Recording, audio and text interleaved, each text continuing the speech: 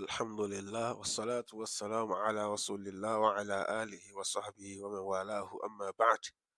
أقول فالله سبحانه وتعالى أتويك أتيك فون محمد صلى الله عليه وسلم. اللهم شبع نسلكم كان النبي بني عليكم الله أتي أمر علي أتي أمر صحابة كواكا ونقوى صلى الله عليه وسلم تزوي القيامة. أكيراوا a káàbọ̀ sí ìdánilẹ́kọ̀ọ́ yìí tuntun èyí tí a fẹ́ bẹ̀rẹ̀ lórí tírà al-mukhtasar fi sirati nabawiyyati salawatu rabbi wa salamuhu alayhi, èyí tí sheikh musa bin rashid al-azimi kọlọmba ń ṣe dáadáa fún wọn tí wọ́n ṣe. ìdánilẹ́kọ̀ọ́ ilé èyí tí a tún bẹ̀rẹ̀ tabalọ́mà subhanahu wa ta'ala kó ṣe nírọ̀rùn fún wa, òun náà ni al-mukhtasar, òun náà ni ọ̀rọ̀ ìṣe ọ̀rọ̀ ráńpẹ́, ìṣe ọ̀rọ̀ ní ṣókí lórí ìtàn ìgbésí ayé ànábì muhammad sallallahu alayhi wa sallam bí abi wa ummi salawatu rabbi wa salamuhu alayhi. eléyìí ni ìtàn tó jẹ́ tó ní ráńpẹ́ nípa ìtàn ìgbésí ayé ànábì muhammad sallallahu alayhi wa sallam, tó yẹ sí pé òun ni àátúngúnlé pẹ̀lú ògo Ọlọ́run subhanahu wa ta'ala. ó ti yẹ sí pé àwọn ìdánilẹ́kọ̀ọ́ yìí tí ń ṣe lọ náà pẹ̀lú ògo Ọlọ́run subhanahu wa ta'ala òun náà máa lọ ní ẹsẹẹsẹ. ó ti pẹ́ tí a ti ń ronú pé ànábì muhammad sallallahu alayhi wa sallam Ọlọ́run kó bá ní yọ́nú sí, kó bá ní kẹ́, kó bá ní gẹ́, ẹni tọ́lọ́run subhanahu wa ta'ala tó ṣe ní olùfinimọ̀nà fún aráyé, ẹni tọ́lọ́run subhanahu wa ta'ala ṣe ní òjíṣẹ́ aláàánú, òjíṣẹ́ ìkẹ́ fún gbogbo aráyé. irú ẹni báyìí ọ̀pọ̀lọpọ̀ èèyàn ní ń pariwo rẹ̀, ọ̀pọ̀lọpọ̀ èèyàn náà ń sọ̀rọ̀ nípa rẹ̀, ṣùgbọ́n a lérò pé ó yẹ ká tiẹ̀ mọ̀ nípa ànábì muhammad sallallahu alayhi wa sallam tá à ń sọ yìí. mélòó mélòó àwọn èèyàn ni wọ́n ń sọ̀rọ̀, ni wọ́n ń ṣe gbá, ni wọ́n ń ṣàwo, ṣùgbọ́n kéré nínú àwọn èèyàn tán tiẹ̀ máa ń jókòó ti pé ẹjẹ́ á tiẹ̀ kà nípa ìtàn ànábì muhammad sallallahu alayhi wa sallam salawatu rabbi wa salamuhu alayhi. torí ìdí eléyìí la fi rò pé irú ànábì yìí tọ́lọ́run subhanahu wa ta'ala tó sọ wípé inna allaha wa malaikatahu yusalluna ala nabi ya ayyuhal ladhina amanu sallu alayhi wa sallimu taslima allahumma salli wa sallim ala nabi. ẹni tọ́lọ́run subhanahu wa ta'ala sọ wípé dájúdájú òun ọlọ́run ọba wa malaikatahu àtàwọn màláìka rẹ̀ yusalluna ala nabi, wọ́n máa ń tọrọ ìkẹ́ fún ànábì. ànábì wo? òun náà ànábì muhammad sallallahu alayhi wa sallam. ọlọ́run wa ni ya ayyuhal ladhina amanu, ọlọ́run ni mo wá pè yàn gbàgbé òdodo, sallu alayhi wa sallimu taslima. ẹ máa tọrọ ìkẹ́, ẹ sì máa tọrọ ìgẹ̀ fún ẹni yìí. tẹ́lẹ̀ máa ń túmọ̀ sí nǹkan kan, ó ń túmọ̀ sí pé ànábì sallallahu alayhi wa sallam ẹni tó pàtàkì dọ̀ ọlọ́run ọba subhanahu wa ta'ala, tó bá lè mú ọlọ́run ọba látọ̀dọ̀ ara rẹ̀ gangan kó mọ ọlọ́run tọrọ ìkẹ́, òun ṣe ìkẹ́ fún ànábì muhammad sallallahu alayhi wa sallam. eléyìí nínú àwọn oríṣiríṣi nǹkan tó pọ̀ tá a fi lérò pé ẹjẹ́ àti ẹ̀jọ́ mọ gbéyẹ̀wò ìtàn nípa òjíṣẹ́ ànábì muhammad sallallahu alayhi wa sallam. torí tá a fi wá mú tírà yìí náà ni pé a gbé tírà yìí, tírà tó jẹ́ mukhtasar ni, tó jẹ́ tó ní pẹ́ńtọ́ ni, kò gùn lágùnjù, bẹ́ẹ̀dì ni kò sì kúrú tí ó máa jẹ́ pé kò wá ní kó nǹkan tó yẹ kó kó sínú. torí la fi sọ pé ká mú tírà yìí láti bẹ̀rẹ̀ pẹ̀lú ògo Ọlọ́run subhanahu wa ta'ala láti máa fi sọ ìtàn, kájọ máa gbéyẹ̀wò ìtàn ànábì muhammad sallallahu alayhi wa sallam, ẹni tí gbogbo wa nífẹ̀ẹ́, ẹni tá à ń jẹ́ràn, ẹni tá à ń bẹ Ọlọ́run subhanahu wa ta'ala kó kà wá kún ẹni tí ó bá wọlé ọlá, kún ẹni tí ó bá wọ̀n àlùjánnà onídẹ̀ra. kọ́lọ́run má ṣáà ṣe mí náà bẹ́ẹ̀, kọ́lọ́run má ṣáà ṣe wọ́n náà bẹ́ẹ̀, àtàwọn òbí wa, àtàwọn aráalé wa, àti gbogbo àwọn mùsùlùmí náà lápapọ̀. eléyìí òun náà ni ló mú wa sọ wípé a fẹ́ gbéyẹ̀wò nínú ìtàn ànábì muhammad sallallahu alayhi wa sallam. kí wá ní ká tó wá bọ́ sínú rẹ̀, ọ̀pọ̀lọpọ̀ èèyàn ní ó mọ̀ rò wípé kí la tẹ̀ fẹ́ rí mú, kí la lè rí ṣàǹfààní nínú ká mọ kọ́ ìtàn ànábì muhammad sallallahu alayhi wa sallam. àwọn ẹlòmíín rò bẹ́ẹ̀ nínú ọpọlọ wọn pé ṣé àǹfààní mélòó lèèyàn lè fẹ́ rí mú nínú kéèyàn lè mọ ṣe kí nìyẹn o, kéèyàn mọ kọ́ ìtàn ànábì muhammad sallallahu alayhi wa sallam. ṣùgbọ́n kódà béèyàn ò tiẹ̀ mọ àǹfààní kankan, pé ànábì sallallahu alayhi wa sallam tí ó gbé tèmi àti ẹ gbàgbọ́, sallallahu alayhi wa sallam, ànábì tèmi àti ẹ gbàgbọ́ sallallahu alayhi wa sallam pa fẹ́ mọ̀ nípa rẹ̀. Wàláhì ó tó lọ́tọ̀, wàláhì ó tó pé èèyàn fẹ́ mọ̀ nípa ìtàn Ànábì Muhammad sallallahu alayhi wa sallam. Wàláhì tó wáyé sí pé eléyìí lásán náà ni èèyàn á mọ̀ wípé ànábì yìí, ànábì tó yẹ sí pé ó yẹ kí èèyàn kọ́ ìtàn rẹ̀ ni, tó yẹ kí èèyàn gbìyànjú nípa mímọ̀ nípa ìtàn rẹ̀ ni. Alákọ̀ọ́kọ́ ńbẹ̀ òun náà ni pé òjíṣẹ́ Ọlọ́run Ọba subhanahu wa ta'ala l'Ànábì yìí. Bó ti wá jẹ́ òjíṣẹ́ Ọlọ́run Ọba yìí, t'Ọlọ́run Ọba subhanahu wa ta'ala sì ń sọ wípé laqad kana lakum fi rasulillahi uswatun hasanah. Ọlọ́run Ọba ní pé ó ti ń bẹ lára Ànábì Muhammad sallallahu alayhi wa sallam uswatun hasanah, àríkọ́ṣe tó fi ń dáa jù, tí ò sáríkọ́ṣe míì mọ́. Kò sẹ́nìkan tí èèyàn máa ń dijú pé mo fẹ́ máa tẹ̀lé tí ò ní dẹ̀ sọnù ju Ànábì sallallahu alayhi wa sallam lọ. Ọlọ́run fi sọ pé laqad kana lakum fi rasulillahi uswatun hasanah. Ọlọ́run Ọba subhanahu wa ta'ala ní pé ó ti ń bẹ lára Ànábì Muhammad sallallahu alayhi wa sallam ní suratul Ahzab àríkọ́ṣe dáadáa tó fi ń pín liman kana yarju Allaha wal yawmal akhir, fún ẹni tí bá ń ro kàn póun fẹ́ pàdé Ọlọ́run Ọba subhanahu wa ta'ala wal yawmal akhir, tó sì fẹ́ dé lọ́jọ́ ìgbẹ̀yìn, ó fẹ́ dé lọ́jọ́ ìgbẹ̀yìn lẹ́ni tó máa jèrè.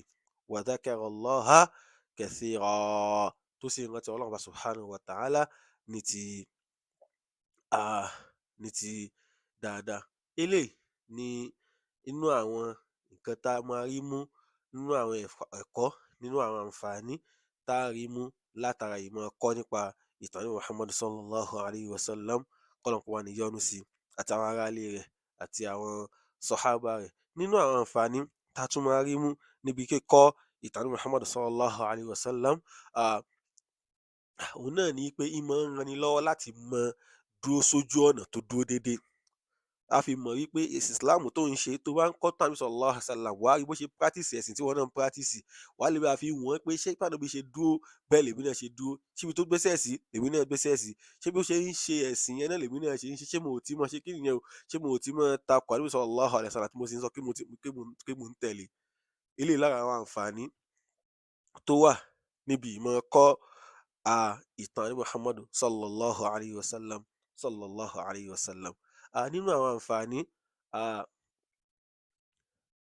àǹfààní tó yẹ sí wípé a tún máa rí mú níbi ìmọ̀ kọ́ ìtàn Ànábì Muhammad sallallahu alayhi wa sallam, òun náà ni wípé í máa ń ràn yàn lọ́wọ́ látàrí láti fi gbọ́ al-Qur'an Ọlọ́run subhanahu wa ta'ala sọ̀kalẹ̀ yìí.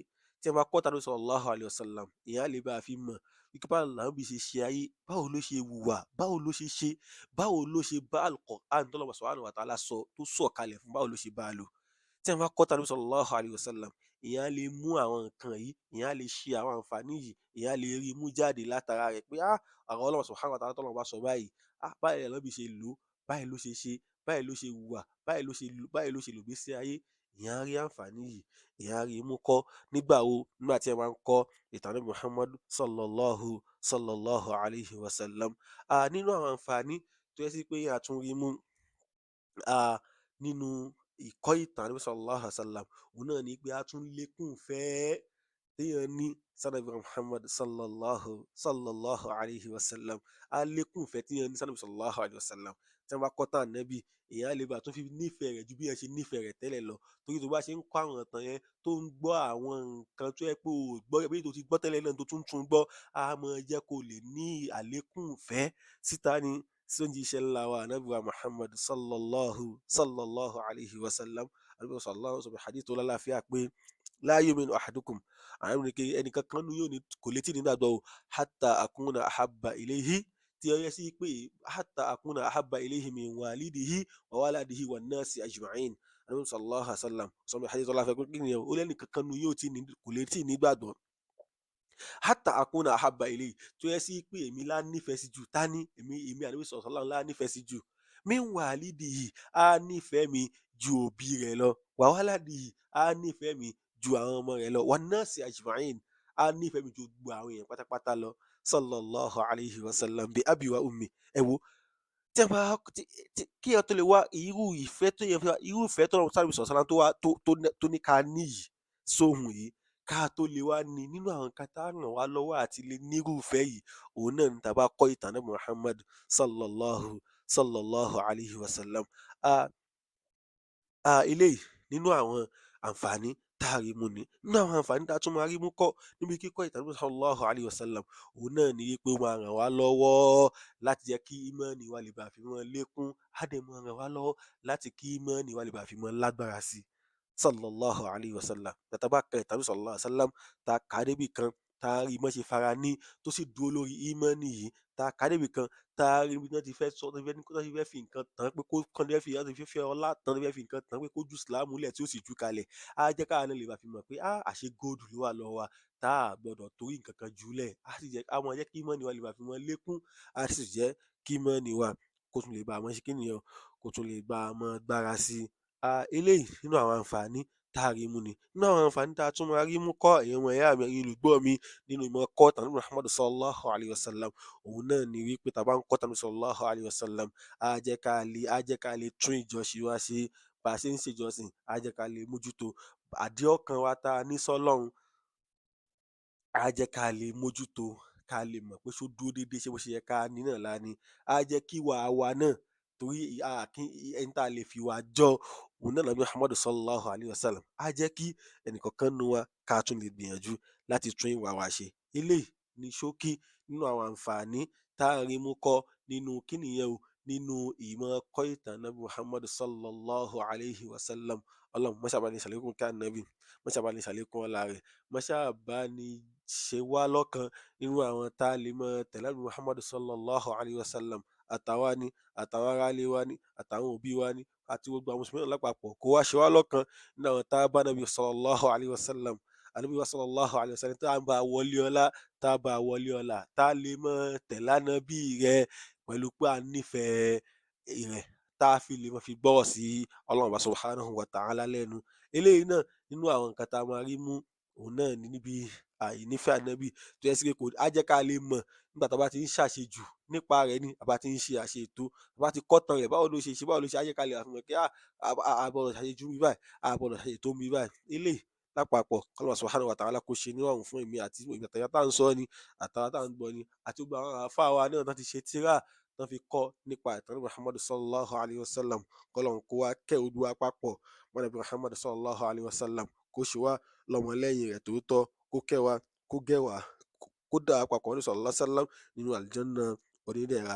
Eléyìí ni a dúró sí pẹ̀lú ògo Ọlọ́run subhanahu wa ta'ala. Níbi ìdánilẹ́kọ̀ọ́ tó ń bọ̀, a wá wọnú tírà gangan láti lè máa ṣe kíni yẹn o, láti lè máa tú àwọn nǹkan tí àfáà bá sọ. A ní máa fàágùn, a kàn máa ṣe ní pẹ́ńtọ́ gẹ́gẹ́ bó ṣe wà nínú tírà náà ni. Ká bá a fi lè nímọ̀ nípa Ànábì sallallahu alaihi wasallam ní kíni yẹn o, tí tá lè bá fi ṣí gàgá fún wa nípa rẹ̀. Tẹ́yìn tá bá tún wá ń gbọ́ ẹni tó bá tún wá fẹ́ lójú fún wa, a lè bá tún fi ṣàǹfààní sí i. Ọlọ́run subhanahu wa ta'ala kó ṣe nírọ̀rùn fún ẹnìkọ̀ọ̀kan wa. Eléyìí k'Ọlọ́run subhanahu wa ta'ala kó wá fi sínú iṣẹ́ olóore fún ẹni tó ń sọ àti àwa tá à ń gbọ́. Subhanakallahumma wa bihamdik, ashhadu an la ilaha illa ant, astaghfiruka wa atubu.